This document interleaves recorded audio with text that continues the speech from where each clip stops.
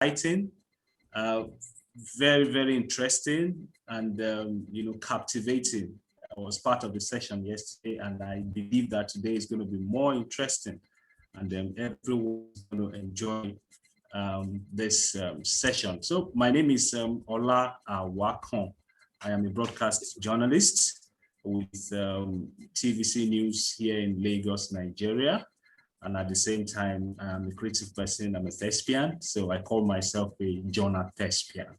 And I have with me my co-host today, who is the beautiful Nicolate Matuku. So I will also allow her to introduce herself.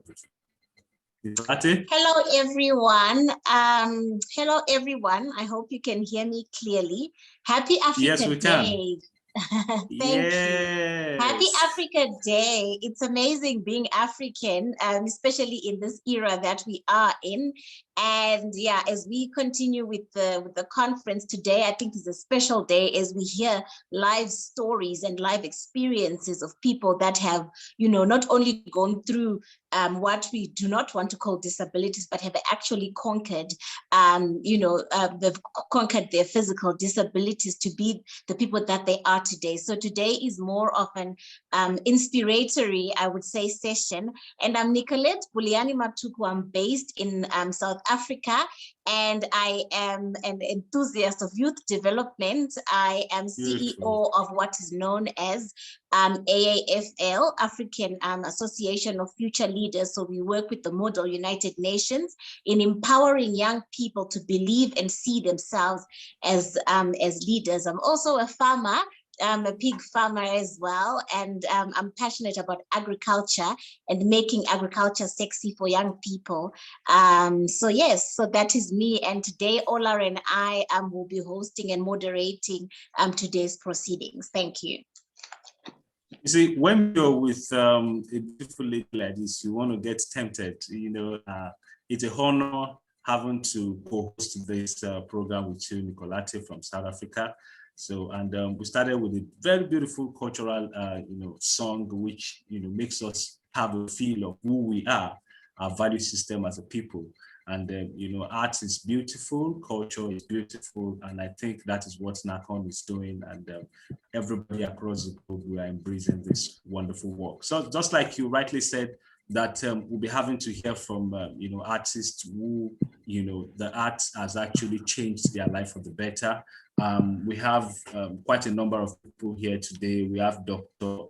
Tony Emodi, we have Bosede Okewo, we have Ziza Okewo, we have Misingita Masunga, we have Toyi Adeshola, we have Grace Jerry, and we have, and these are interesting stories, stories of how the art has actually changed their life for the better. So without wasting much of our time, I believe everybody is set for today's session. And we've already, gone past the first 5 minutes. So Nicolate, so should we move this up now to the next level? Yes, please. Let's take it a gear higher. Let's do this. That's beautiful. Continue to give me that inspiration, Yes. All right. Do we have Dr. Tony Emodi in the house? Yes, we do. We do. Hello, sir. Yes, good morning, sir. Good morning, sir. Good to have you. We're going to be learning a lot from you today. We are going to be learning a lot from you today. Do we have Abosede in the house as well? Abosede, are you in the house? Okay, maybe not yet. I see. I'm sure they're here. I see them here. They're in. Probably they're on mute. Yeah. On mute. Okay. So let's start with Dr. Tony Emodi, a Nigerian artist and a lecturer. A fine artist, somebody we all look up to as far as this industry is concerned, and he'll be sharing with us his story and how the art has helped to make him a better person, and how he's also impacting the lives of people. So, Mr. Tony Emodi, you have 10 minutes to share with us your story, and let's get inspired. You have the floor, sir. All right. Good morning and happy Africa Day. I hope you are hearing me well. Yes, we can. I can. All right. Like he has introduced earlier, the moderator introduced earlier, my name is Emodi Anthony, and I am a quadriplegia following road accident. So I'm on wheelchair. Apparently, I've been an artist before this happened. And I've been a lecturer too, lecturing in Yabatech before I had accident. And then that got me to the level I am now, but thank God. Anyway, being an artist has always given me the pleasure and then inspiration that I've always had for what I do. And a long line felt I should be able to teach other people, younger persons, after having been in practice for some time and after having gone through school. Yes. So as somebody that has a physical challenge and as an artist, well, I've not been able to do pure physical work because I'm trained as a sculptor. But I've been able to teach under this condition in the past 20 years. And I know my students are doing well. And those I meet and those I have to tutor one way or the other in respect to art does well. So for those of us who have one level of challenge or the other, I feel if you are able to develop interest or have skills that you can do physical things, you still could very well and achieve whatever your desires are. I've worked with the institution as a lecturer. I've worked with people outside the institution on unofficial capacity to encourage children in the church on how to do small primary level art design works and all that. And in all that, we've always had pleasure. It gives me satisfaction to do such, and it gives me room to develop further because with challenges, you are able to overcome things that might look insurmountable. So in all I do, as a sculptor, as a lecturer, supervise students, take classes, and once in a while, my personal concept that needs to be developed, I watch people work on it, and then we dialogue on how best to get it done and do it well. So for those of us who still will need any level of tutelage or encouragement, or even those who are not too sure what they could do because of their challenge, art will really help you do much. It is simple enough for those who want to do things based on 2D, that will do color work, paper work, or painting or graphics. And thank God that today, as long as you do not have upper limbs amputation, at the worst, you can use your phone or any of the electronic devices, laptop or tablets, to work and create designs. And modernity and present development on multimedia or new media has made it easier that almost majority of the items you might need to, tools you need to work with, you can find online. So for those who creative capacity is not too high, you still could consult online and get your fronts, get images, get things that will suit into your ideas and compose them together to come up with any level of design you feel you wish to show to the world. And gradually, with consistency, you perfect on it and you get likely recognition depending on how you push it. So today, I feel that with such, we can surge ahead. No matter how bad it is, As long as you have enablement and you have the zeal and interest to work on such, you'll be able to move ahead. So that's the way I see it. Oh, thank you. Thank you very much, sir. I am really excited by your encouraging words, by your inspirational and motivational words. So many people have actually had conditions like this in the past, and even at the moment, and they get it, sweeping them off their feet and, feeling hopeless and not to move forward in life. According to Leonardo da Vinci, he said that where the spirit does not work with the hand, there is no art. You have made your spirit to work with your hand, regardless of your condition, regardless of physical condition, and you have inspired. I just imagine myself being one of your students. It makes me believe that regardless of anything, everything is possible, and there's no impossibility in the dictionary. Please, I applaud you, sir. I applaud you, sir. And I know that so many people are looking up to you. And by the grace of God, your story has inspired so many people. And we are happy for you. And we look forward to, greater things and more awards and more laurels and more artworks that will touch the lives of many people. Congratulations and thank you, sir. And to our participants, you will still have to attend to a few questions. We'll ask our participants to actually drop their questions in the chat box. Then at the end of the session, we'll have some of the questions answered. We'll be moving to the next person now. Abosede Okewo is physically challenged. She's in her late 20s and a self-taught artist who is doing wonderfully well as far as pencil work. I'll call it realistic artworks.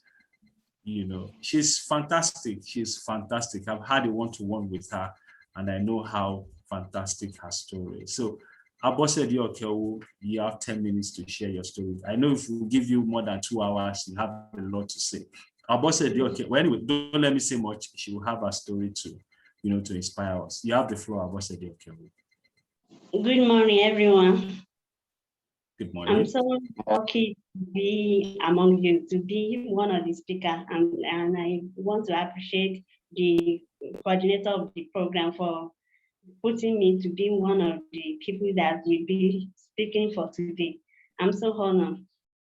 I came from a noble family, and finding myself in this kind of situation it encouraged me to, it made me desire to want to be a successful person.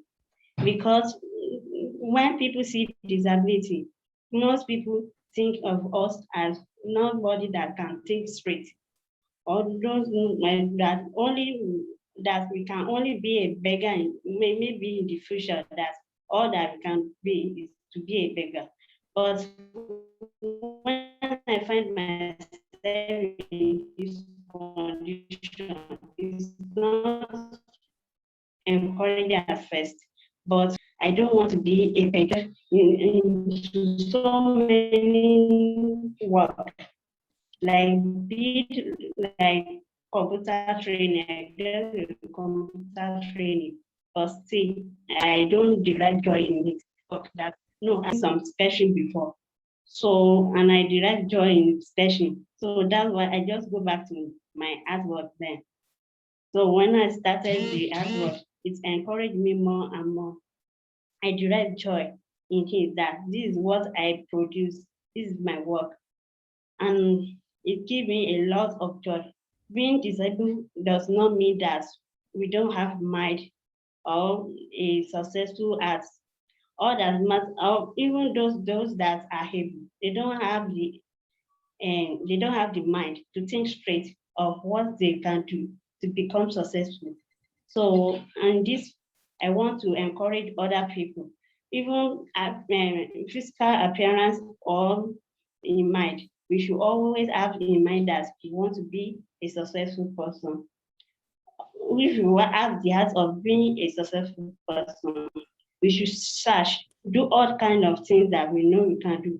Whatever give us joy is what we can be doing, that can make us be a successful person. So even since I've started my artwork now, it gives me a lot of joy. And it's giving me the art to be hungry for more, to know more, that I want to know more. I want to be a successful artist, to help others, able or disabled, to know more about art. So I'm still pushing myself to know more about the artwork. So I'm encouraging other people to, even the world may look like we cannot be a successful person. We should not think about the problem or our appearances, but always choose to be a successful person. Thank you, everyone. Bravo, bravo, bravo, bravo, bravo. Well, you still have a few more minutes. In between that few more minutes, let me just ask you a few questions so that Abosede, I know you a lot. So we understand how you have touched, how you have within your confine in Otun Ekiti, how you have become a global icon, so to speak. I remember a few weeks ago, it was in the news that the vice president of the country sent a delegation to you. Now, Abosede, we know you to be a self-taught artist, a self-taught. Can you hear me, Abosede? Yes, sir. Okay. Yes, these are Abosede's works. You're a self-taught artist, and I know you actually dropped out of school at a very tender age. You were not born like this. Tell us that, that in just a short while, that story, how you started, how you were doing, how you dropped out of school in primary 1 and thereabout, and now your family, stood by you to ensure that you are what you are today. Just briefly, within 2 minutes. Okay, sir. Thank you, sir. When I started training, because before, when I was giving birth to, I learned from my parents that I was not able to work then.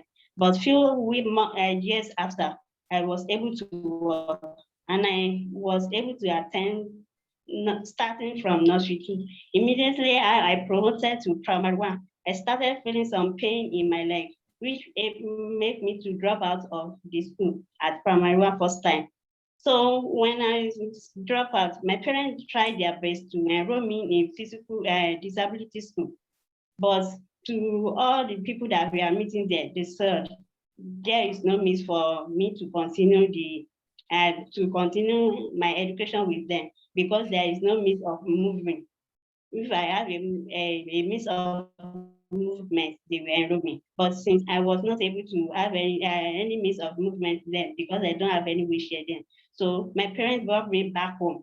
And being home, I realized that this is not the way I want to use the rest of my life, sitting or sleeping or just to be looking at other people making around me. Even if I'm disabled, that does not stop me from achieving success in life. So I put myself I take some textbook that my brother have in the house. I was able to be reading the English there, and I see the pictures there. So I started sketching those pictures. But then somebody came and take all the sketching that I've done then and take it away. But since then, the person don't return it. So it made me drop the pencil then. So my parents helped me to get a tutor for computer. I did that, but I don't derive the satisfaction that I want in it. So my parents brought me knitting machine so that I can be using the knitting machine to make a sweater. But the person that is teaching me stopped coming. I don't know the reason, but she stopped coming. So I was able to learn beadwork again through a friend of mine that I met when I was in the school. So I beadwork too. I love it, but it's not giving me the joy that I still want to achieve. So that's how I go back to my artwork. And since I've been in the artwork, I try all the possible ways that I want to know more. I want to be good at this artwork. So I started using any change that I was giving them. Anybody that came around giving me money, I will use it to buy pencil, buy everything that I know I can use. So this is what I've been doing. I'm trying to make sure that I must achieve, I must be a successful woman. I don't want to be I don't want to be depending on others before I can do. So I want to be of help to others too. I want to be a blessing to others too. Wow. So that's what keeping me going. Bravo, bravo, bravo, Abosede. I feel, goose pimples all over my body listening to your inspirational story. I know you still have to talk to us a bit more. We have just very limited time. We'll be moving to the next session now, but we have questions for you later on that you have to attend to. Abosede, God bless you, and God will continue to move you to the next level. All right, I'm sure we're enjoying this session, and the next that we'll have is Ziza Obioha Okeogo. Is a 12-year-old artist living with autism. I have actually come across a few persons with autism, and I understand how supernormal, some people with autism could be, and how art has also helped to move them to the next level. So we'll be having Ziza, but before Ziza, let me just take this quote again by Paul Klee, that art does not reproduce the visible, rather it makes visible. So let's see how art has made Ziza visible in this regard. So Ziza, hello. Can you hear me? We're unmuting ourselves. Hello, everyone. Hello. Okay, so you have the floor. Yes, this is Ziza's mom. My name is Esther Sule Ugo, and with me here is so we're sharing the screen. I would like the focus to be more on him. On him, so, okay. I'm speaking on behalf of Ziza. Ziza is a 12-year-old non-conversational autistic boy. So meaning that he has autism, he's been diagnosed with autism. And as we all know, people with autism tend to struggle with communication, and they tend to be visual thinkers. So Ziza, say hello. Say hello. Ziza is hello, Ziza. Hello, say hello. Okay, I don't Ziza, can you hear us? You can. Ziza, say hello. Hello. Hello, Ziza. So Ziza was diagnosed with autism, and initially, for the most part of his early life, Ziza was non-verbal, didn't speak one word. And I remember that period was a tough time for us and for him as well, because I mean, you can imagine somebody who can't communicate with the world, who finds it difficult to say things and to understand what people are saying. So there was a lot of frustration on his part, and the result of that was he tended to throw tantrums a lot out of frustration. And so we're talking about art today. Along the line, as early as 3, we noticed that he had this innate ability to sketch things, to draw, without even looking at them per se. So he had, it's as if he had those stored in memory and he would put them down on paper. So over the years, he has evolved, because his early sketches are things that he has seen. So it's almost like a camera. He takes that into his head and he draws the exact same thing for you. And so for a long time, we just keep those paintings and just look at them. But what that has done for him is that it has greatly helped him. When he discovered art, it really helped him with his emotional and mental growth.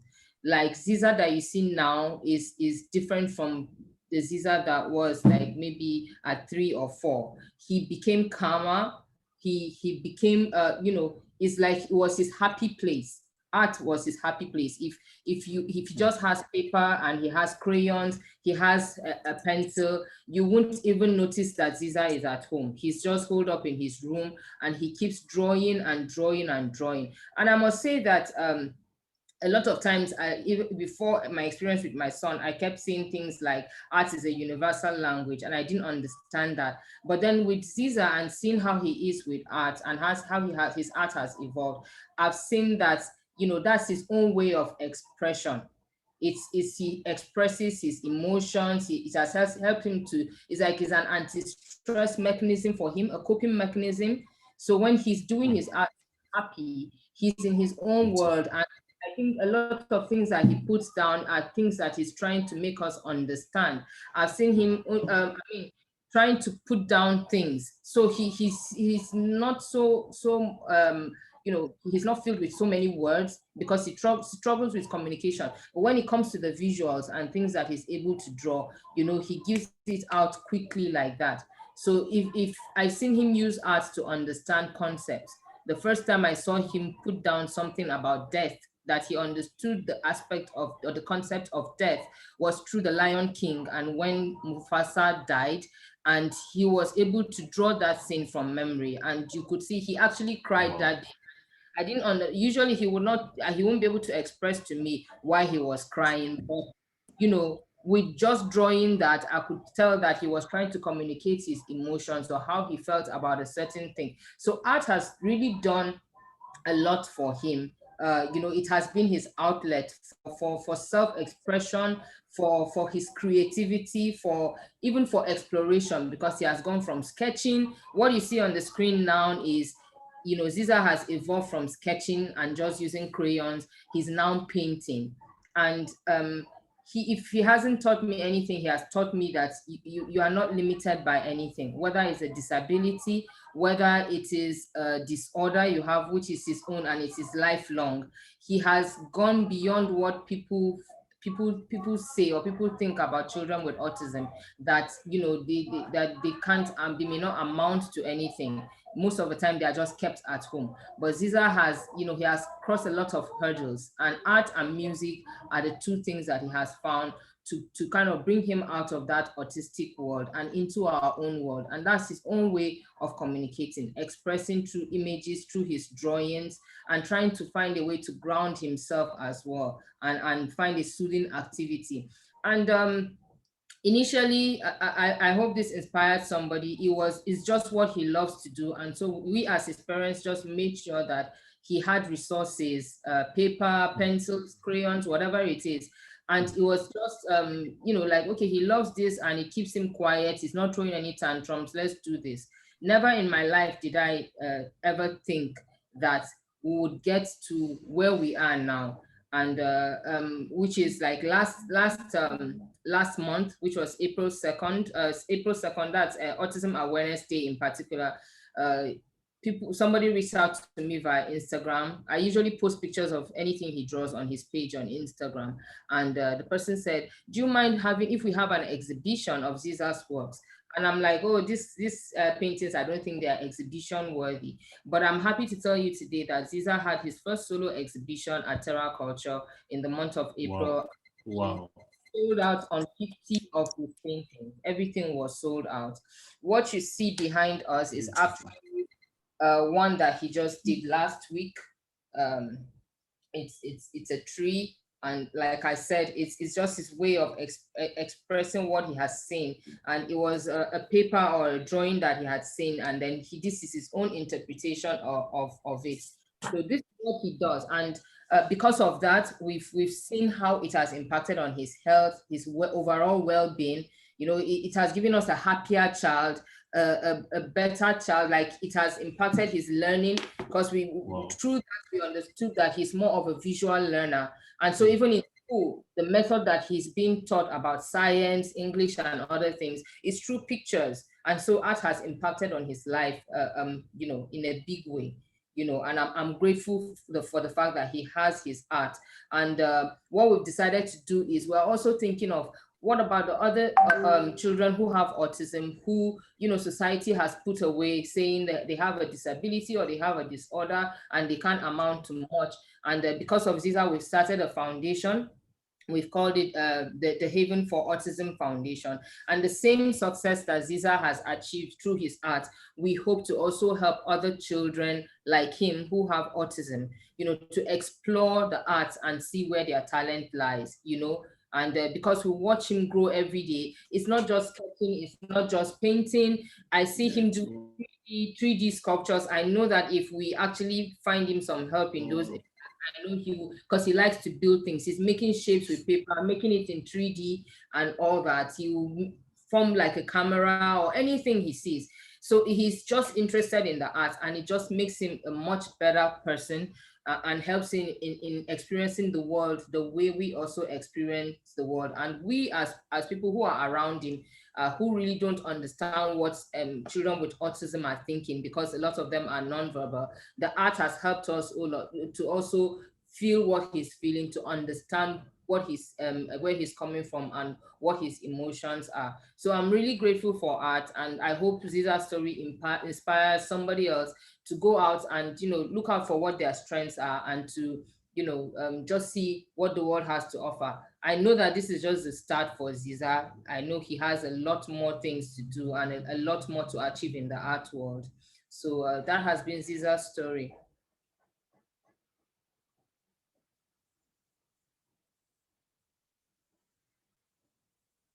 Hello? Well, wonderful story. The network was just trying to play funny on us, but we're able to get Ziza's story. Ziza, you are a blessed child. Can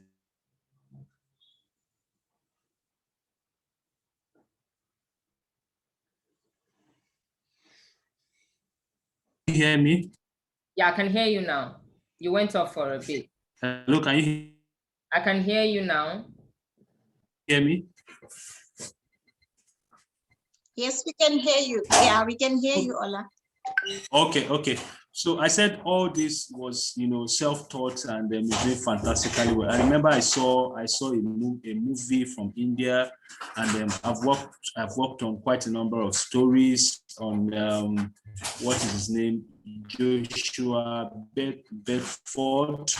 I've worked on Joshua Bedford. I've worked on Shiju Olawipo. These are autistic children, and they are so fantastic. I understand why doing the stories that we have true spectrum of autism. The higher autism, they are supernormal human beings, and their expressions could be in the form of art, calculation, calendar, and all sorts. And Ziza is just one wonderful example of that. Shiju Olawipo, a calendar boy, ask him any dates in the future, 100 years to come, he will give you without blinking. Joshua Bedford also, is just a talented, and gifted human being. At the age of 6, I think he got an online course and completed it from Oxford, thereabout. So these are wonderful kids. So Ziza, I celebrate you always, and I look forward to doing a story on YouTube that'll be on TVC very soon. I'll contact you. Amen. To do a story on TVC. Right. So well done. So we are moving forward now to the next person. That is Sam Bohon. I hope I got that right, the Nigerian artist. But before he takes up the session, let me take you on this quote again. The artist has one function, and that function is to affirm and glorify life. And that's by Edward Brown. So, sir, you have the floor, sir. Let's see how, the artist can actually affirm and glorify life. You have the floor, sir. Thank you very much. I hope you can all hear me. Yes, I can hear you, and I believe others can as well. All right. We all have been sharing our experiences and how art has encouraged us in our life, our day-to-day activities, and how we can also use art to impact on people. And personally, I feel that art exactly stands for impartation. When we are giving gifts in this world, it is not for us, it is for every other person. We are just tools in the hands of God to reach out to people. And if you're giving a gift, like in the music, art, yes, you can make your livelihood out of it, but the major and the first thing that it is for is to impact people and bring them joy and happiness. And that is what we are doing as artists. The clinical application of art, which Kunle Adewale is championing. It's so very encouraging and very interesting. I personally was not part really. I also had an idea that, of how to reach out to people through art based on the experience that I had when I had my accident. Now I can walk again. I still have residues of the accident, which was actually a gunshot. The bullet hit my spine and disrupted a lot of things, but thank God I am walking today. And when this happened, which was 1996, I wasn't really perturbed by what was going to happen. Why? Because I had power, and that power was art. I felt that, well, if I am going to be on a wheelchair for the rest of my life, I can still function, I can still perform. And given that kind of power, I felt that after I was rehabilitated and through all the physiotherapy and all that, and I could walk again, I felt a need to want to also share this power with people.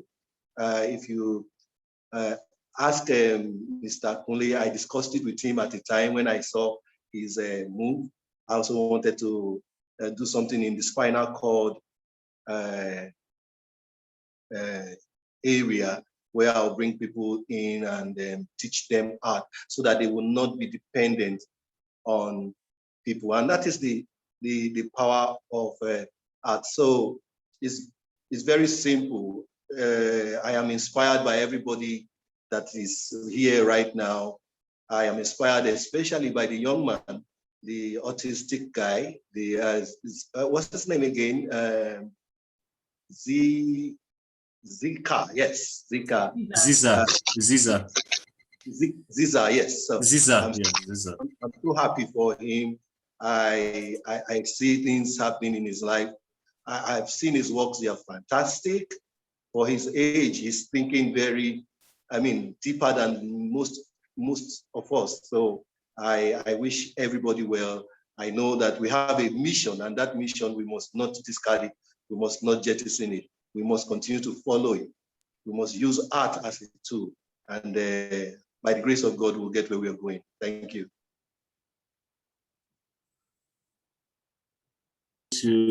Thank you very much, sir. We should continue to use art as a tool to, effect a positive change in society. I remember back then in the day when I was in a primary school, I started like that too. When I was in primary 2 or primary 3, I was always drawing, collecting 1 naira, 2 naira, I didn't know how it all started, but I just knew I could express myself better in the arts. And then from primary school, I moved to the secondary school, and then I just found myself doing a bit of visual art. I moved from visual arts to performing art. I knew I could dance, I could act, I could write poems, I could write plays, and I could still, do some portraits. I could do paper mache, I could do, some sculptures, some tie and dye, and all these have actually shaped who I am, and that is, the effect and the power that the art has to give hope to the people. I've seen quite a number of children on the streets, rather than becoming, hooligans and, adding negative impact to the society.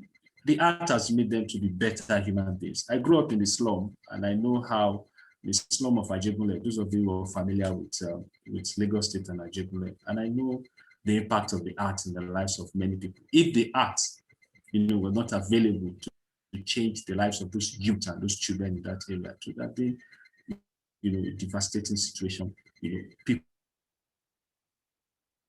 People coming from that slum to have adverse effect on the society. But thank God for the art. Thank God for what it is doing. Sir, we appreciate you for this story, and we hope and believe that we'll continue to touch the lives of as many people as possible with the arts.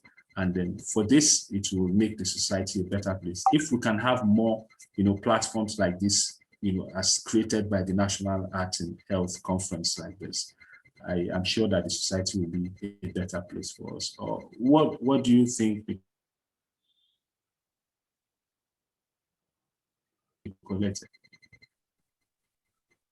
Hi, so hello, are you I've there, just, yes, can you hear me?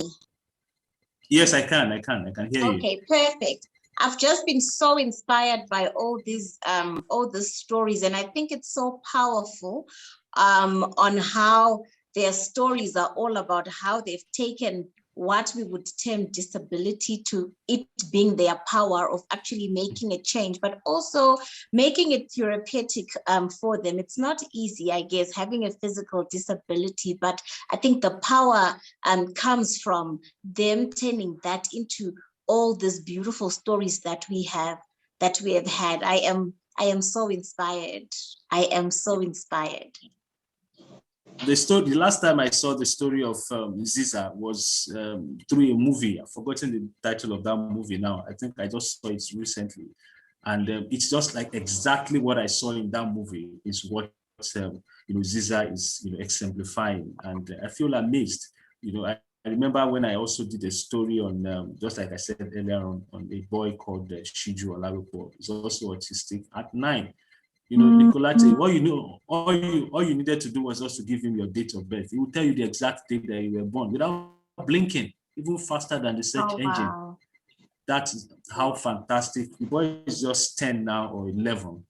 I know probably the next episode or session or the next of this program, I'll probably bring him on board. Everybody can just give him, if you don't know the exact day you were born, just tell him your date of birth and he will tell you, oh, you were born on Thursday, you were born on Sunday, without blinking. Wow, that's and give him a date into even the years that he will not live on this planet Earth. Just give him any date, he will tell you the day, or give him any day, he will tell you the date. So it's just so fantastic. We have these human beings on this earth, and they need to be encouraged. So for this session, I just want to throw it open to us now. If we have any question, you can just, for those who have spoken so far, let them inspire you for that. We still have few more minutes to, take up this session. If you have any question for them, and if not, myself and Nicolati, if you also have any question for them, Nicolati, you can ask any of the questions. So that's the session that we are now. So anybody with any question? I think I have a question. First and foremost, I want to thank all the presenters for the incredible presentations. I wish this was more televised in a way that you have more people that participate in this, because that way it's able to, for more parents to be in a room like this, such that they can look at their children and believe in the ability of their children, regardless of what they think is wrong with their child. And Ziza's story is an example of that. And beyond that, also, I love the intergenerational side of the story, from Dr. Emodi, who is a lecturer, to Mr. Sam Ebon, who's also like a studio artist, and to Ziza, and to Abosede. Look at that spectrum. So I see more of intergenerational conversation than just a conversation that is just tilted towards a child development. So it's a conversation that really borders on how do we ability in what people call disability, as it were, and how people who have presented here today are changing the narratives, because like Abosede said, that she doesn't want to be dependent on anyone. I love that statement, because oftentimes, even when we're driving, you see people probably that have maybe one of their legs is off or something happened to them. They often think like the last thing that they can do is to just beg for hands. That's the only means of surviving, right? But I mean, listening to the powerful stories of Abosede, Mr. Sam, Dr. Emodi, and Ziza, for me, it shows that there's so much that can happen in the lives of individuals once they're able to have a personal discovery of their God-given potential, that potential can become a leverage for their sustainable living. And today, so I mean, look at even Ziza is just age 12, and they're already, I don't know whether you're looking at the prices of his works. I was opportune to visit the art gallery at Terra Culture, I was opportune to visit the art gallery as a terror culture, and I read tags everywhere. All the works were tagged. I was like, what? Right? Sold out. And so there's so much that individuals can become if they believe in themselves, one, and if they surround themselves with people that believe in what they can do. So that family support is there, such that Ziza is receiving, also Abosede is receiving, that family support is very, but the question is, because I try to look at what we have here, I see that there's a disconnect, but I know that maybe government is doing one or two things in the area of disability. So with all of the stories we've heard today, I didn't hear any side of the story which really, like, as much as possible, really emphasize so much about what the government is doing for persons with physical challenges. How do you think government can be more involved and amplify the voices in a way that is not politicized? Because I realize that sometimes stories like this are used to maybe like a form of score, right? To amplify the voice of the politician rather than the voice of the person. To score political points. So they shift the focus away from the person and start glorifying the politicians, right? So how do we think the government can be more involved in amplifying the voices of persons with physical challenges or developmental disability, as it were? Okay, I think, okay. Who wants to go first then? This is Toyin Adeshola. Okay. Yes, I think Kule is right. But one thing I've realized, even growing up, sorry, with the mindset of arts, first of all, culture never really accepted art as something that is worth doing. I remember in those days, your parents, when you say you're doing arts, they will say like, don't go and find a better job to do. So it's also changing the mindset of people. I love abstract art. And I remember when I was talking about abstract art, somebody was like, what is the person drawing? People are looking at more of the defined face or the defined structure. And so art is evolving, thankfully. But the only way I think government can hear our stories, especially in the case of disabilities, is to continue narrating those stories and telling people about it. For a long time, we just keep things in the back burner. Unfortunately, funding doesn't help us to spread through the media. But at the same time, social media is a good platform. Then also visiting legislative authorities and talking about it, because a lot of times we think that, okay, they will come to us. No, in this advocacy journey that I've been on, I'm running a nonprofit, I've seen that we have to push ourselves in their face. That's the only way they can hear us, or by whatever means we can do it, whether through our connections or whatever. But we need to continue telling our stories. We need to repeat it over and over again, like a broken record, till they hear us. But unfortunately, the story of disabilities, working in that space, I see families don't want to even talk about their children with disabilities. So if you yourself are ashamed, or the person even living, the older person living with it is even ashamed to talk about it, who is going to hear us? They say he who should pinch his nose where it hurts most. We are the ones who are going to be our own ambassadors for government to even hear us. And that's my opinion. Thank you.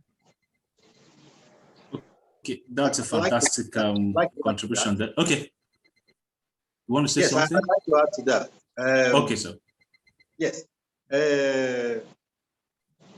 Governments, we know in Africa, let me come to Nigeria, that we have people in government who are very, selfish and have very little idea of what their job prescription really is. So like the last speaker said, we need to sound it, let them know, and not just that. I think we need to let them know what they should do, because some of them don't even know what they should do. And one of the things I think they can do is create legislation, create laws that will enhance the life of the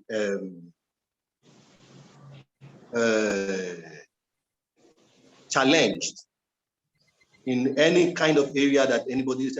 They have to enhance those lives in areas of probably employment, create a kind of legislation that helps them to be employed. Because you will agree with me that a lot of companies, a lot of work will not accept somebody who is challenged, especially physically challenged, to come and work in their company or in their place of in their businesses, and it is for me a kind of discrimination, because whatever the able person can do with his mind and his brain, there's the physically challenged can also do. It's just a physical challenge. It has nothing to do with cognition. It has nothing to do with the brain. Yes. So I feel they should enact laws that will allow for more of the physically challenged to be employed. And apart from that, they also should make infrastructure available for them to be able to move around. You know, like there must be laws that says if you're building a house, there must be a pathway that the physically challenged can have to access that building. And all those kind of things. The roads are there. Where does the physically challenged, how can he move around? They want to move around. They don't want to be pushed around. They also want to be able to move around freely on their own. So how can we help them? So infrastructure also has to be built to accommodate these people. So we need to tell them. They don't know. Our politicians are just selfish and daft. So we need to let them know. This is what you can do, and push it to them, put it in their faces, like we are doing here right now. So I think that is why we have this platform, the National Arts and Health Conference coming up. And I know there is a form of collaboration with the Lagos State Government, the Ministry of Health and all that. So all these will be put together in form of probably recommendation by the convener of this conference, and will be pushed to them. Let us continue to make them see the need for inclusion of people living with disability in the society. And I know the media also has a lot of role to play in this regard. That is why personally I'm always fascinated when I see fantastic stories like this, of exceptional children. I could remember how I got to know about Abosede Okeowo, and I drove from Lagos to Otuekiti over 6 hours to make sure that the story is heard. And I was so inspired. The same thing I did for Shiju Olawipo. So if everybody can actually come up, it's a collaborative effort, because you don't know, these people are family members, and you don't know what will happen in the next few years to come. You could also have somebody who would have the same challenge. So how would the society rally around you to also support? So in just few minutes that we have left, I want Dr. Tony Emodi, Abosede Okeowo, and Ziza just one minute to to just give their last point. It could be an advice to the government or whatever few words that they have to say. Dr. Tony Emodi, sir, just 1 minute, please.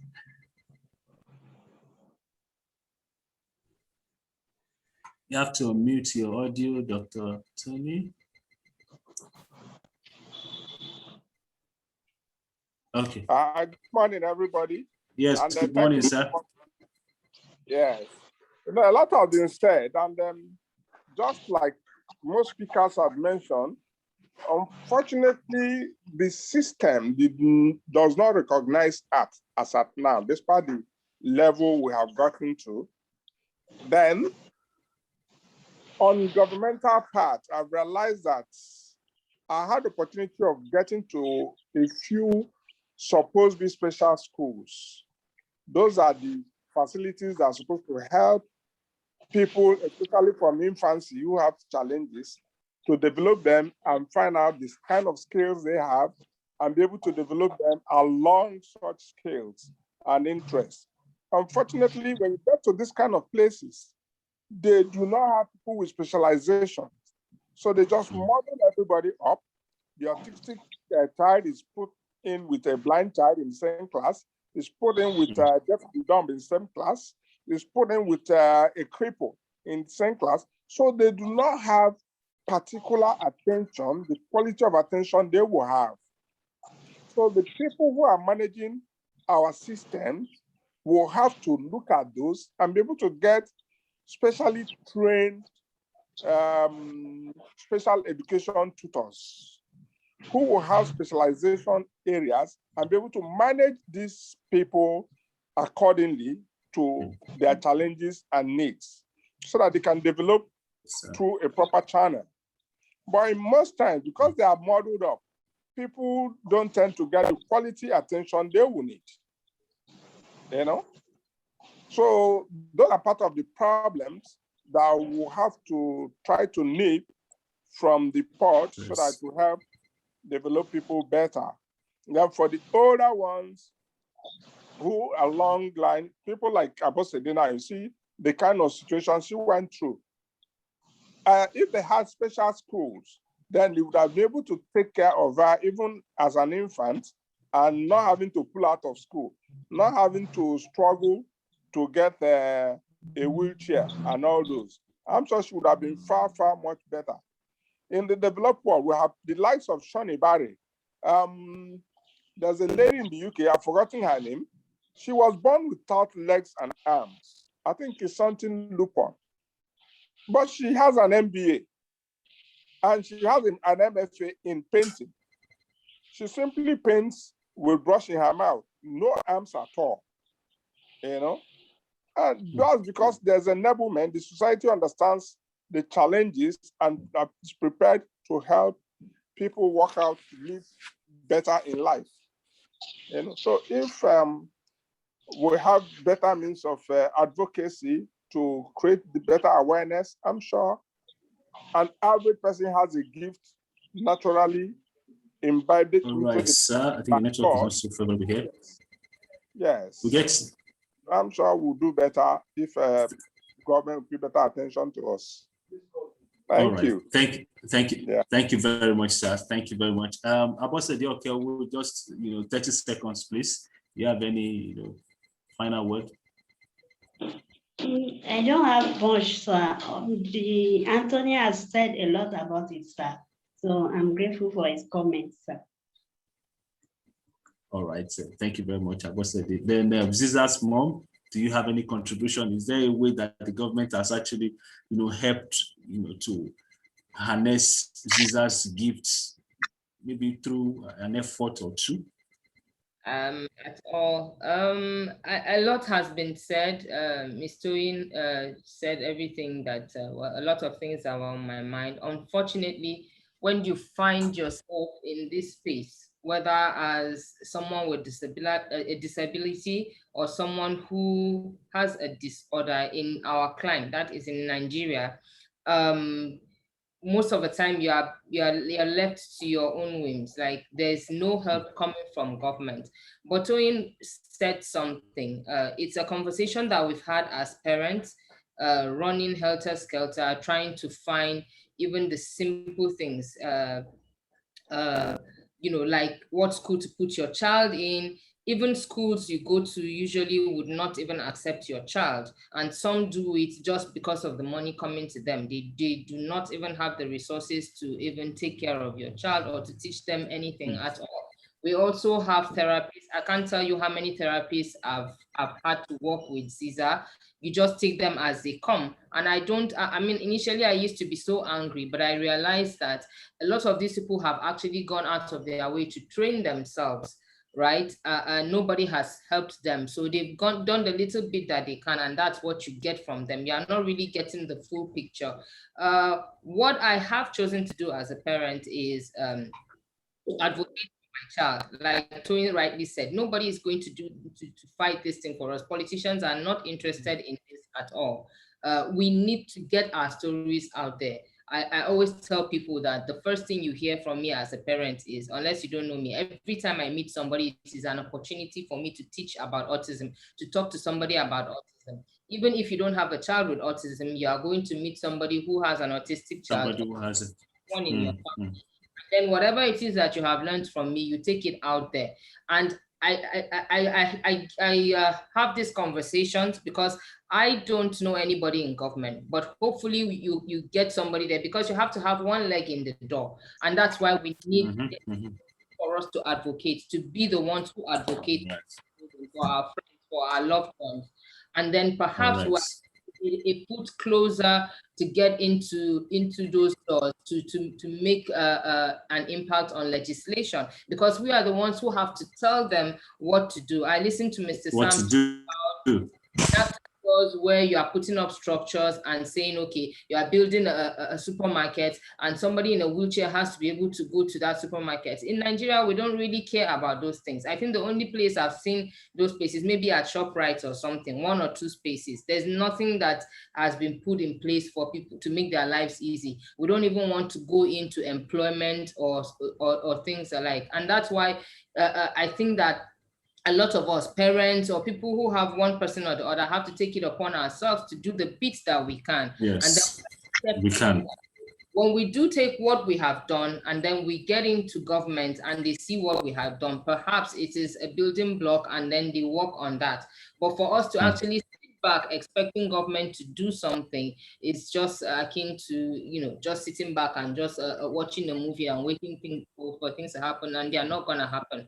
I don't know. Thank you very much, what we are going to achieve in terms of my child. He may be 20 by the time government tries to do something. But what I do know is that I'll do my bit to advocate for people like him and to see, what grounds we're able to cover. Okay, thank you very much, ma'am. I also pledge my own support to that. I also do my bit, and I believe that each and every one of us will also try to do our bit and talk to 1 or 2 or 3 or 4 persons to also do their bit. By this, I think we'll be spreading the gospel and the message will be well heard and the society will become a better place. Thank you very much. Nicolate, at this point, I think I've eaten a little into your time. Never mind. Just a little bit. No, that's fine. Just a little bit, but I guess I'll hand it over was to you now for the next session of the program. Thank you, Ola. I think you did eat into my time, but I think it was an important conversation and wrap up that we needed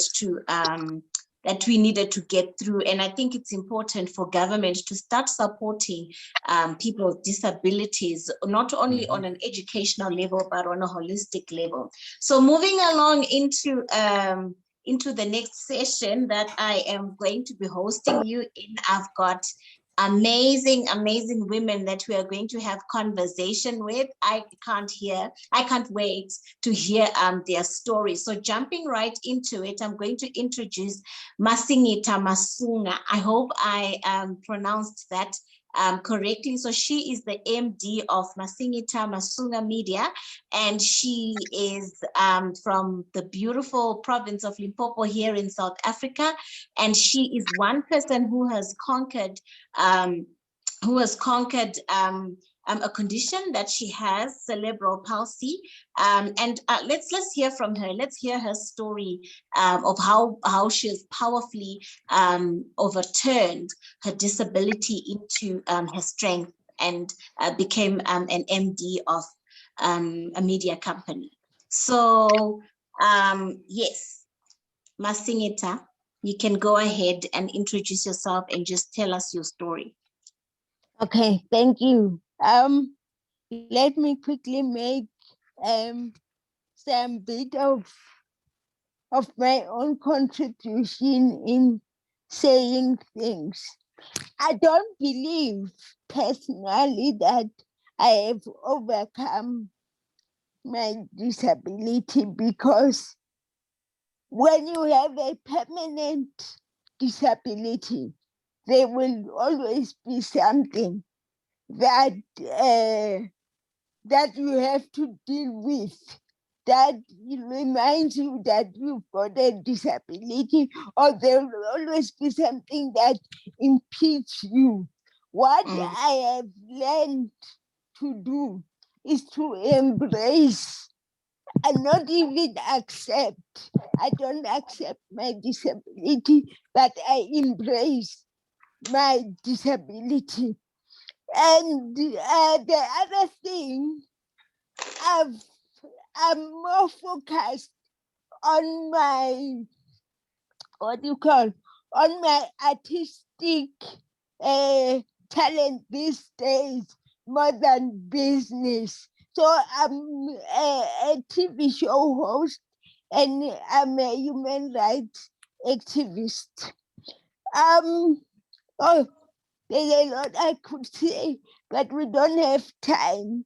As a person who's got a speech impediment, I have encountered a lot of challenges, still encountering a lot of challenges because, I'm in an industry that focuses on image and eloquence. So when I started even before I started my media, being part of the media, people would really discriminate. I remember one time I wanted to do a radio interview, and the radio presenter said, I can't do the interview because I can't speak. People won't hear me, which is funny because as we speak, I've got 2 TV shows. One is a talk show on basic life issues. The other one is a talk show where I interview the very high profile leaders in our country. And for me, I lived a very unlimited life, and I don't confine my life to disability. Hence, I always say I'm a human rights activist. I'm not a disability activist because that would confine me. As a Black woman, already I have so many challenges that I really need to fight, even if it's not within the arts. But Black women in South Africa are very marginalized. So I'm already marginalized for being Black. And then I have a disability, which is another challenge. What else do I do? I'm trying to compress everything to be from within this time. The other thing that I do, I write a lot of articles on life issues, and I'm also a music. I do music. I produce music. I don't sing, of course, but I produce music. So that's what the art does for me. It helps me not to overcome. It helps me to live an unlimited life because you cannot be an artist and not be a creator. So as an artist, as a media personality, I create the life that I want. And the thing about it is, what life has taught me is people treat you the way you present yourself. Partly the reason people don't respect us is we tolerate disrespect.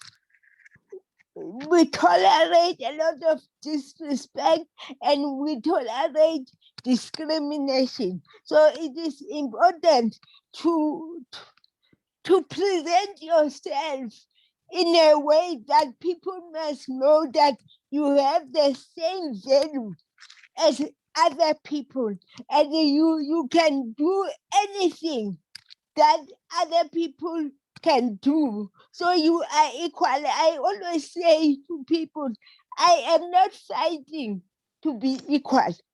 I am fighting because I am equal. So I cannot fight to be human. By being human, I'm equal. So when people discriminate, they are trying to decrease my value as a human being. And I will fight that from my place of equality. As also because I'm in the media business, it's easy for people to say, but you're not good enough to be on TV. You're not good enough to be on radio. But I've always said, if somebody else is good enough, then I'm good enough as well. If I'm not greater, I've got a saying and a campaign which is called above normal. And it comes from the word abnormal, because people say we are abnormal. So I say to them, no, you are right, we are abnormal. You just forgot to put the OVE on top to say we are above normal. And I don't mind that. That's the life I live. Actually, it even comes to COVID-19. We can't be normal in the times of COVID-19. All of us, whether you've got a disability or not, you are forced to be abnormal, to be above normal, because at the end of the day, normal doesn't exist. Who's normal? Who's not? Normal as a South African, there are things that Nigerians do that when I look at them, I may think they are abnormal, but that's they are normal. As a woman, there are things that men do, and when I look at that, I'm thinking they are abnormal. But the reality is they are normal according to their circumstances and situation. So at the end of the day, we're all either normal or abnormal according to our own situation. Let me just, I can take the whole day. Let me just say. You have 2 more minutes. But we're enjoying hearing your story. You can go ahead. People usually say, you will live with a disability. I don't live with a disability.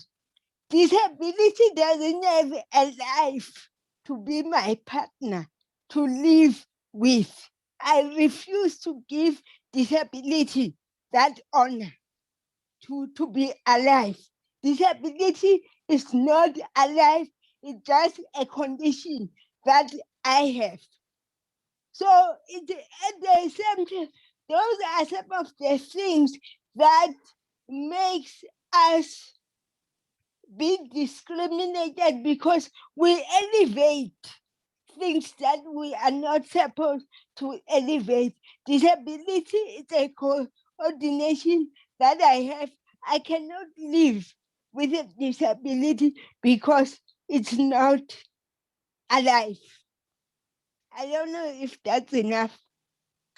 That's enough. Thank you so much. Your story is so inspiring and so I've just learned a lot of things, and you're a fighter, you're a proper activist, and I'm so proud of the work that you have done. And you know, it's amazing to have women like you that are movers and shakers.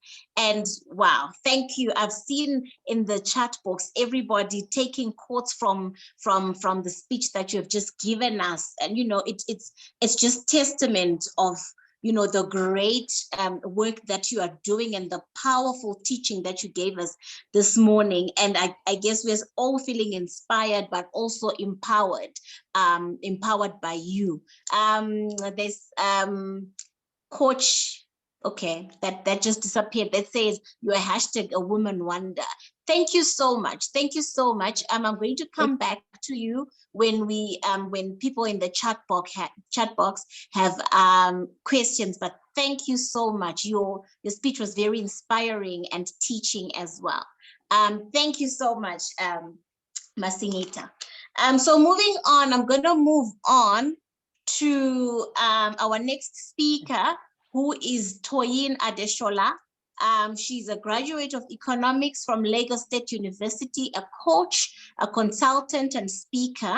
And she's also the executive director and founder of Sickle Cell Advocacy and Management Initiative, which is a nonprofit organization. So we are also going to hear from Toyin. I think we heard her as she was answering in the last session that we have. But I am so excited to hear from you, Toyin. Toyin, can you hear me? If you can, the floor is yours. Yes, I can hear you very well. Thank you. Thank you, Nicolette. Thank you. Thank you, everybody. Thank you, Kule, for inviting me to this session. It's been inspiring to see the different aspects of people's ability to overcome or pass through any challenge and be what God has expected them to be. Thank you so much. Thank you for fulfilling what you said. Can you hear me? Can you hear me? Yes, I Hello? can hear you perfectly. Okay. Yes, I can hear you. Great. All right. Thank you. So I'm just going to, sorry, just before you go on, I'm just going to ask Masengeta if you can just mute. Yeah. You can go ahead, Toyin. Yes. So basically, I was born with a condition called sickle cell disorder, which is a traumatic health disorder that is inherited from both parents.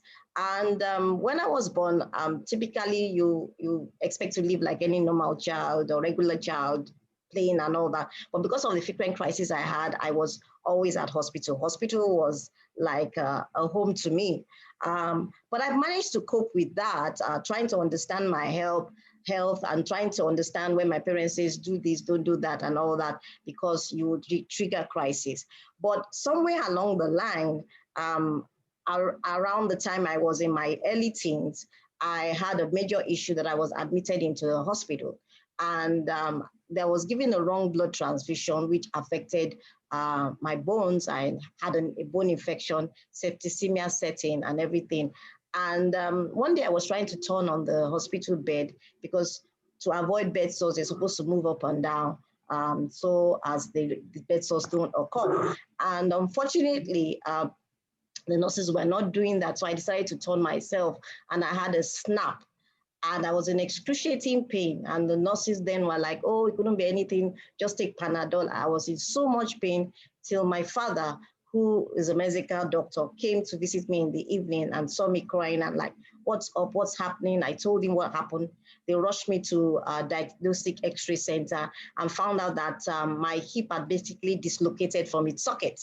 I was put in POP for about 6 months, and the POP was like a trouser. So I couldn't get out of bed. I had to lie flat throughout. So it was just my upper body that I was able to move. Now, it's nowhere compared to those who are totally paralyzed or physically disabled in a fixed position. But I could now understand the challenges they face because I could not do anything except back then, the TV wasn't even only in your sitting room. It wasn't in every room like we now have. So I just had my radio to work with. Then I was introduced to an aunt who was into occupational therapy. And she introduced me into creative aspects of doing things. So I started doing things like knitting. I did a bit of artwork, not so much, but I was more into painting, beading, like what Abose they said, the typical things that creative people get to do. And that helped me a lot in trying to transfer all my depression and everything. Although to a level, I did not know how to balance it because I was still young then. And so I was always falling into all sort of emotional depression. But as I grew up, I started using my creative aspects of myself to be able to do things from baking cakes, decorating cakes, to even running a full-time confectionery business. even with my disability, using a crutches, because then I was using a crutches. But I ran a full cake business, doing wedding cakes and things like that.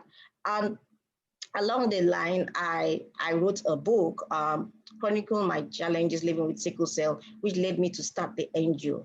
But I wanted more because I felt that I wasn't expressing my emotions a lot. Back then, what I used to do was to write a journal and just express my emotions through the journal.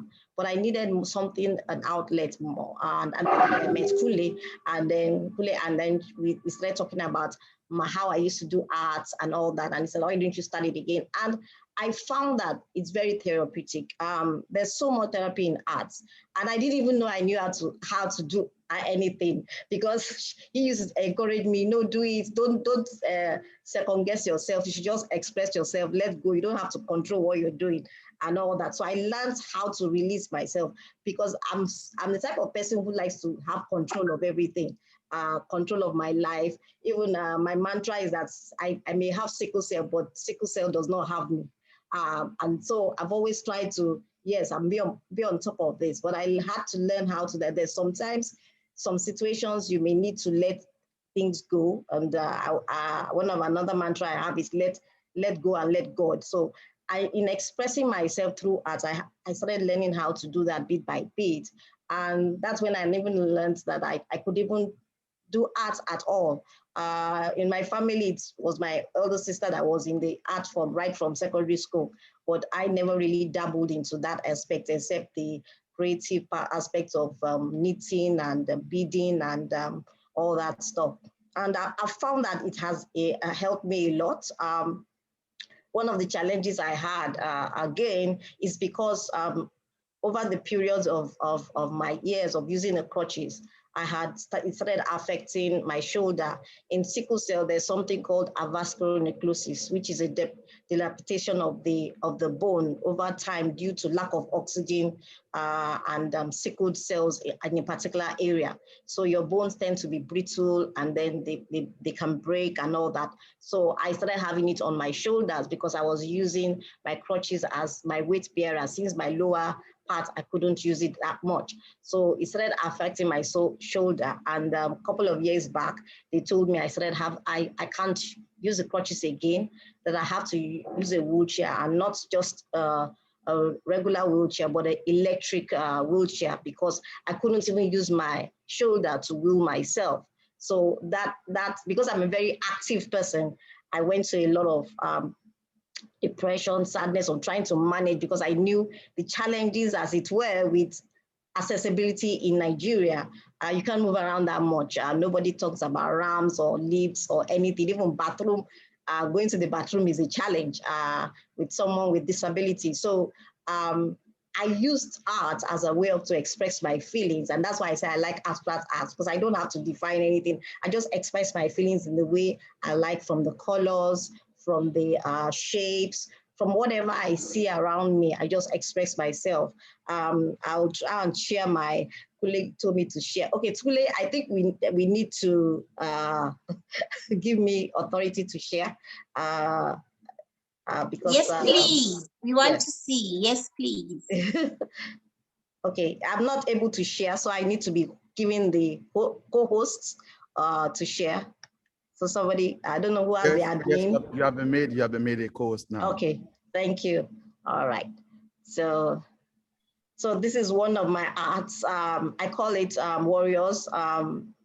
Why do I call it Warriors? Because for us, we call ourselves sickle cell warriors because of the number of battles we've had to go through and come back victorious. So I just depicted this in that we as sickle cell, people with sickle cell, are warriors and are battling each day to survive, not only the physical aspect, but the emotional aspects, because we find a lot of us go into emotional and mental health issues, and then also the societal aspect, because even though not all of us have the actual visible physical disability, we also face a lot of the stigmatization with office, having a job. For us at NGO, we ensure that we even employ people with sickle cell to prove that people with sickle cell can just do as much as anybody can, you know. And it's one of the things we're trying to push, to educate people that because you have a disability, it doesn't mean, like somebody else there said, it doesn't mean you don't have a mind to be able to create things, the mind to be able to walk and do all the things other people do. So this is one of them. And then we have another one. Oh, just a second, let me leave you. This is In the Storm, and for me, I used it as a reflection of we're like sailboats in a storm, going through what I went through. My challenges were plenty, which I wrote in a book called Still Standing, but it's not something I can share. It's a long story. So I went through a lot, more than what I've shared. And even despite that, I entered the storm, but I still survived. And that's how I'm able to express myself. I'll just share a couple more, and then I'll round up from there. So this is another mode of therapy I found in the arts is music.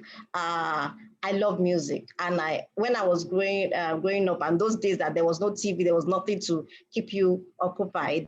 Those 6 months, it was music. Music was the one that helped my sanity. In those days when I was hearing people downstairs doing their thing, friends coming in to see my sister and chatting away, I was up alone in my room, not being able to see anybody that much. So this is what helped me, and I call this the sound of music.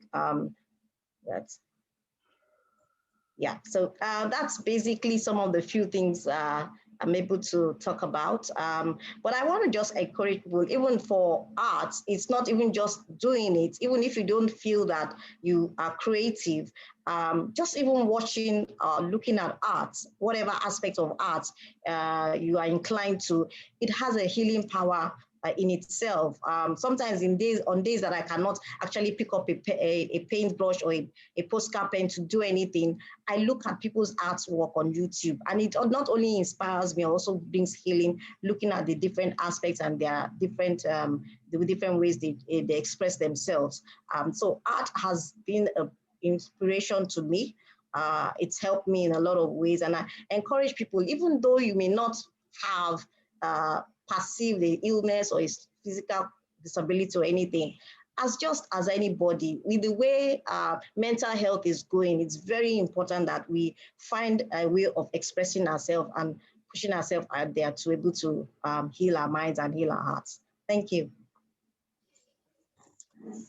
Thank you so much, Toyin.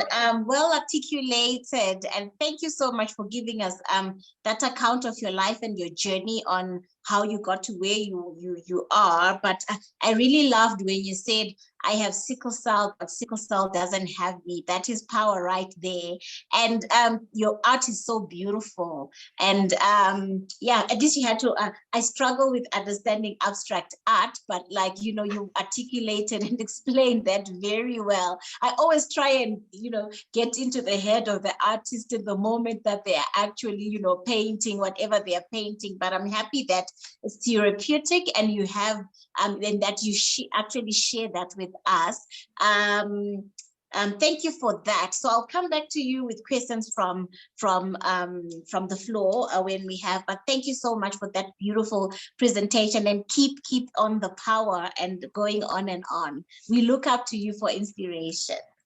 So moving on to our next speaker, Grace Jerry. So she's a music artist and a disability rights advocate and a peace promoter in Nigeria. And she's brought freshness to advocacy efforts through her unique blend of passion and music, bringing prominence to the important roles of people within the disability and development. So, hi, Jerry, how are you? Hi, everyone. Good so morning. I'm just going to give you the floor so you can take us through your journey of advocacy and music, and yes, take it away. All right, then. Thank you, everyone. And once again, good afternoon. Good morning, rather. I'm in a public place, so I have to keep my mask on. So I would ask that you bear with me for that.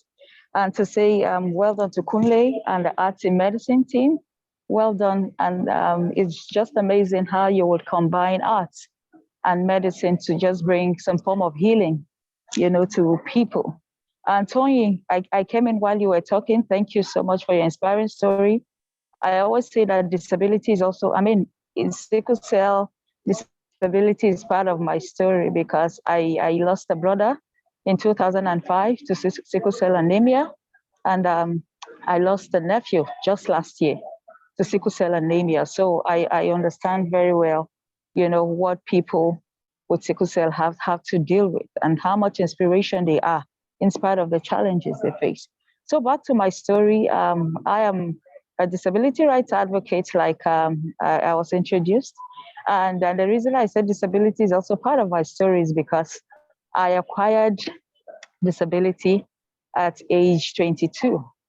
At the prime of my life, I was involved in a road traffic accident, sustained spinal injury, and my life took a dramatic turn almost immediately because I had to learn to live life all over again as someone who has partial paralysis of the lower limbs, that's I'm paraplegic, having to move around on a wheelchair, navigating my environment, navigating almost everything, afresh and anew.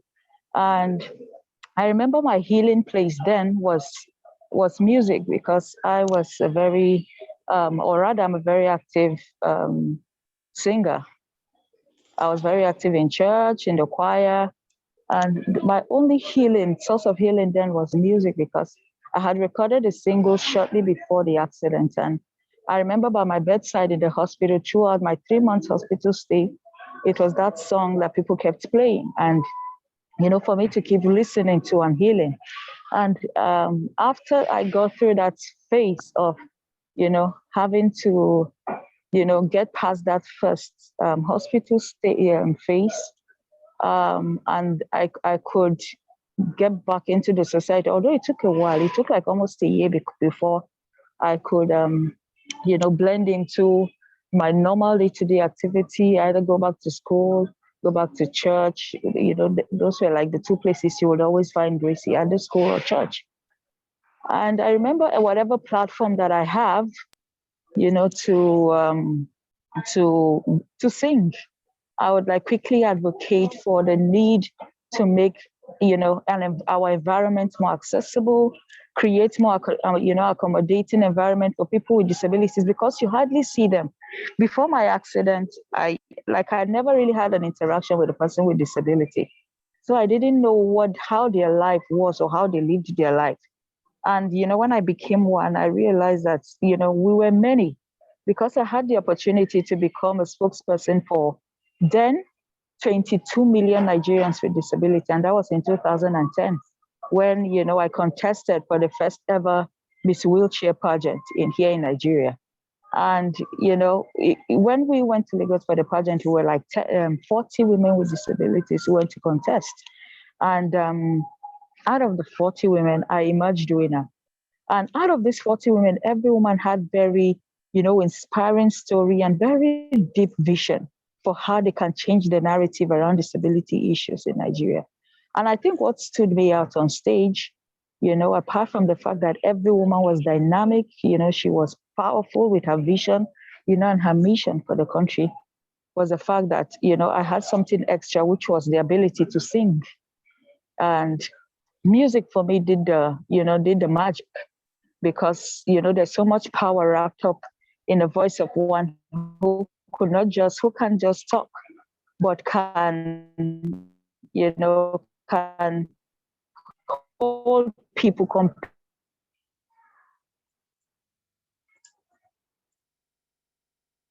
Hi, Grace, can you hear me?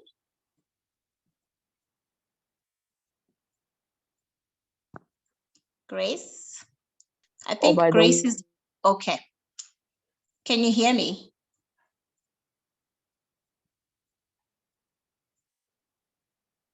I think Grace is breaking there for a minute.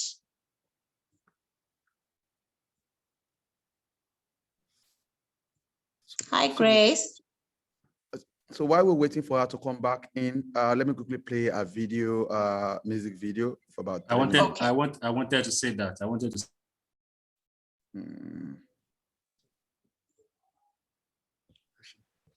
All right, I'm back. Can you hear me? Okay. Yeah. Yes, we can hear you perfect. Play your music. So were you hearing me all this while? I was actually just talking. But yeah, you can continue, yes. All right, so so for me, it became an automatic combination of advocacy and music together, such that whichever way I can or whatever platform I would use, I just have to pass my message across.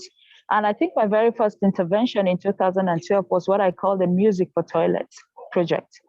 Music for Toilets, basically, first, I used that very catchy phrase to get people to stop and listen, like, oh, okay, what is this all about? Music for toilets.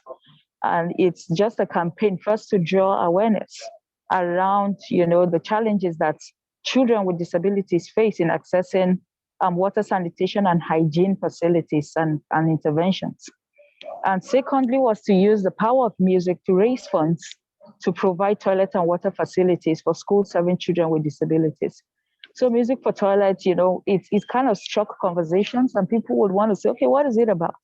And I remember in 2012, we did the first ever Music for Toilets, and we were able to raise good money. And we went back to school serving children with disabilities to provide them with, flush toilets, about 20 flush toilets, and, water facilities like a powered borehole, such that whether there's electricity or not, these schools have water. So that's activating the power of music to bring about the change that we wanted to see. And that was in 2012. And after that, we moved on to do a lot of things. And for me, music has become a very strong tool, for passing across my message. I've done songs on how, an African youth can be showcased from that point of strength and that point of, changing the narrative and the culture of, and the perception of people. And I did that. I think Kule would show that video eventually. I did a song recently also to bring awareness around the American Disability Act, linking it with, our Nigerian Disability Act that, was just passed into law, I think about 2 years ago, and why there is a need for the nation, not just to have the law passed, to have an act, but see how implementation can become something very, very important, where the act gets off the shelf and it becomes the reality that we live by daily. So for me, it's just been a beautiful ride where I have taken my challenge as someone who had to become someone with a disability at age 22, and also channeling the power in my voice as someone who could sing, channeling that energy to someone who is speaking up for this community of people with disabilities. Right now, I speak for not just 22, but over 30 million Nigerians, over 30 million Nigerians with disability. I have become a face and a voice for them, from the rural, from the grassroots, all the way up.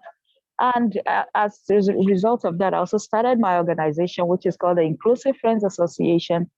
And for us, music has become part of the component in which we draw the attention of key stakeholders to why they should pay close attention to disability issues.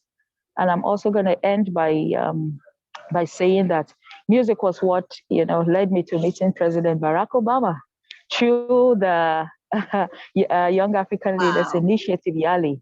Yeah, amazing, youths from across different African countries. About 500 of us met in the United States, and that's where I met my dear friend Kunle. And amazing youth. Doing great things, changing the course of things within their country and their community. But I think what stood out for me when I got a call from the White House was that we listened to your song.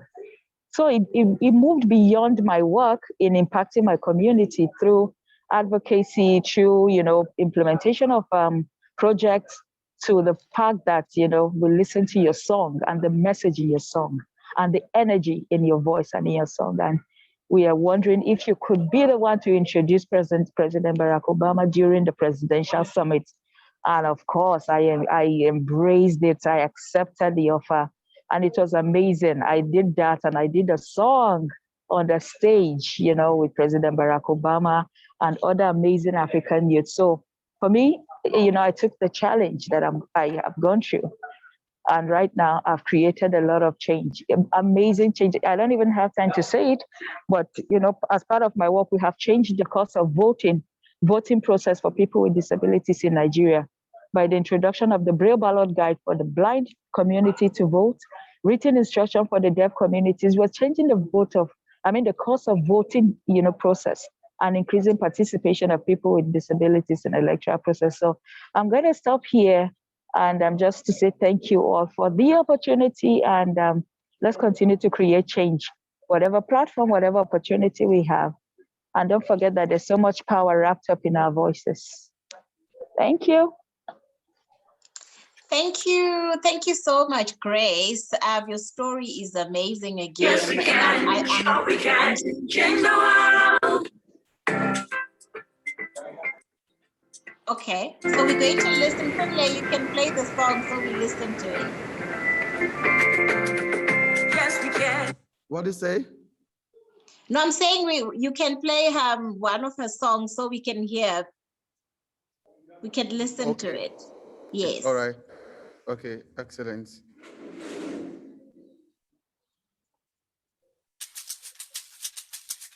Yes, we can. Sure, we can change the world.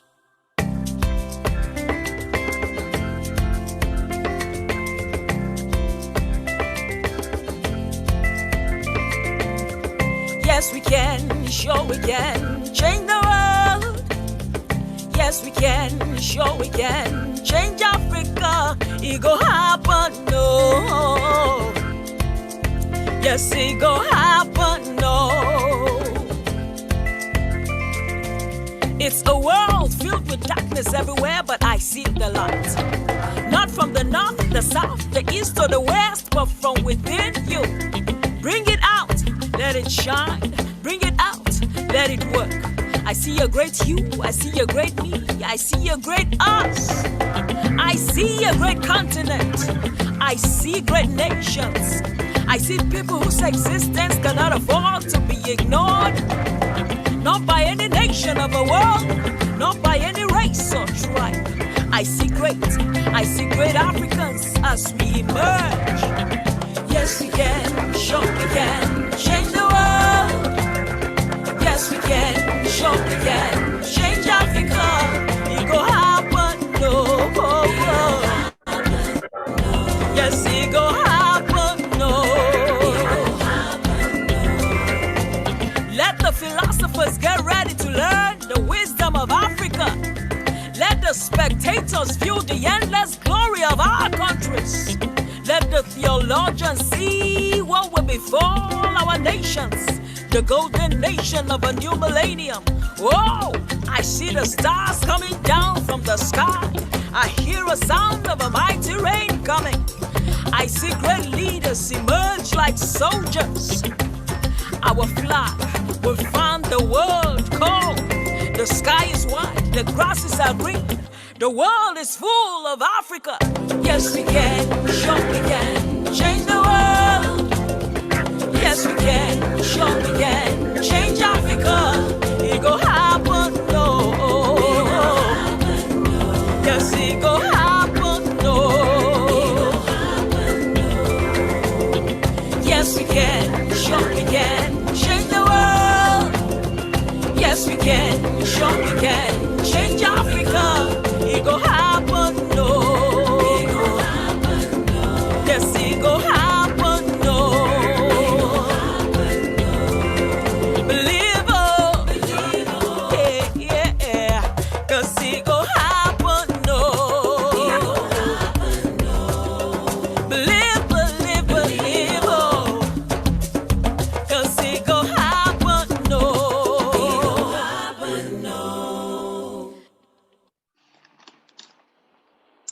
Oh, wow. Thank you. That was a beautiful song and very profound lyrics there. Well done, Grace, Grace Jerry, at the work that you have done. So thank you. So that was our three speakers from the last session that we just had. So I'm just going to take only 2 questions because of our time. Questions, comments, additions, that would be limited to a minute per person. So if you have any questions for our speakers or comments, I'm happy to give you the floor so you can speak.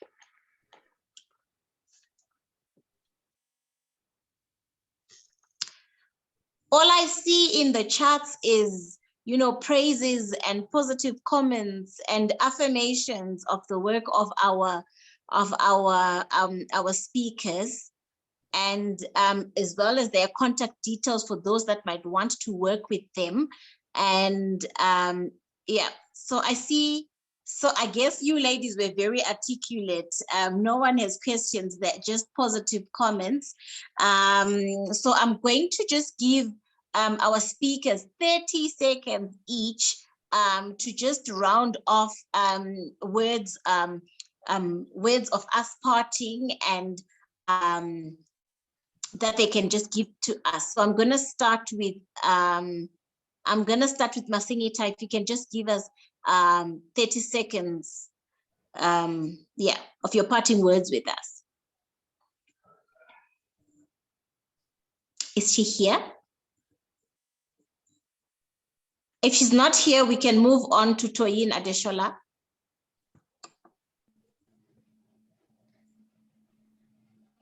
Hi, okay, yeah, can you hear me? Yes, we can hear you perfectly. Okay then. All right. My parting words would just be to encourage people to not let anything get them down. Turn their pain into power. Use your story to find purpose, and live the life. Don't let anybody determine who you are. Only God can determine who you are. So live your life to the best that you can. Thank you. Powerful words there. Grace, Jerry, you can give us your 30 seconds.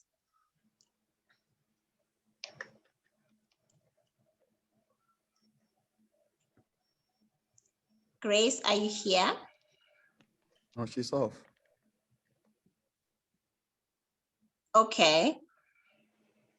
Okay, so Grace is off. So I'm just gonna thank you so much, the ladies and the organizers of this webinar. It's a beautiful way of commemorating Africa Day, and we are grateful that we had to see this other side that some of us had not really seen, and are more than inspired to actually work with your organizations and keep on going on with the advocacy and the awareness, as well as getting our governments to participate and be included in all these campaigns, so that we make this arts world and health a world that we are all involved in and we advocate for. So I'm going to throw this back to you, Ola.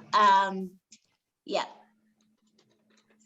Yes, Nicoletta, I don't know, there was this inner feeling that, I had all through the sessions, all through your speakers pouring out, their innermost feeling and letting us into their world. And I've come to discover that art is truly, therapeutic, and away from that, there's what we call in literature escapism, a form of escapism. Finding yourself in your world and looking for the best medium to express yourself, and before you know it, you jump into the arts, and you see it as the best platform and medium to express yourself. And while expressing yourself, you even do it beyond the so-called, in quote, the able people. You understand? Because if you see the artworks of these special people, they are just so amazing that even within the confine of where you are, you find yourself moving to the world that even the person that has that ability has not even reached. But even within the confine of your world, you have reached to the world, within the confine of your room. So art is also powerful that even without the government knowing, expression is just free in the arts.